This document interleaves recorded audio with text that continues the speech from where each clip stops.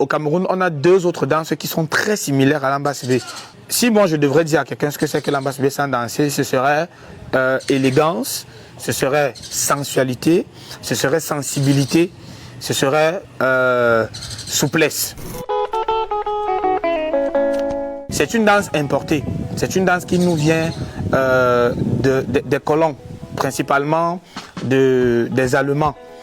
Et dans les années 1800, quand les Allemands colonisaient le Cameroun, nos parents, nos aïeux, à l'époque on n'avait pas des routes, on n'avait pas le goudron et tout. Et pour faire le commerce, pour faire les échanges, il fallait partir d'une rive à une autre. Et nos aïeux quittaient donc la rive, le Vouri, pour se retrouver au sud-ouest pour faire le commerce. Et voilà comment un habitant de Bonapriso, principalement du village Bonadouma, quand la journée se terminait et que les Allemands avaient fait le commerce et tout, ils étaient contents.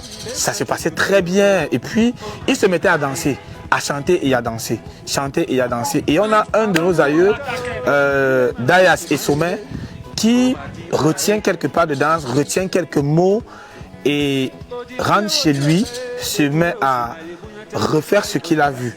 Et il le fait avec sa femme et ses enfants. Et voilà comment a commencé à naître l'ambassadeur. C'était tellement beau, élégant, que le village sortait. Les gens venaient regarder et d'autres personnes copiaient, apprenaient et partaient reproduire aussi ailleurs, toujours dans Bonapriso.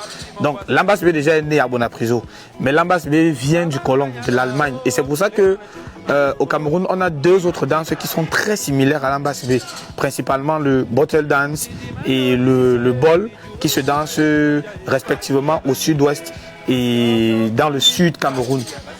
Donc, si moi je devrais dire à quelqu'un ce que c'est que l'ambassadeur sans danser, ce serait élégance, ce serait sensualité, ce serait sensibilité, ce serait souplesse. Donc voilà les quatre adjectifs que j'utilise généralement pour expliquer, pour dire ce que c'est que l'ambassadeur en 4 mots.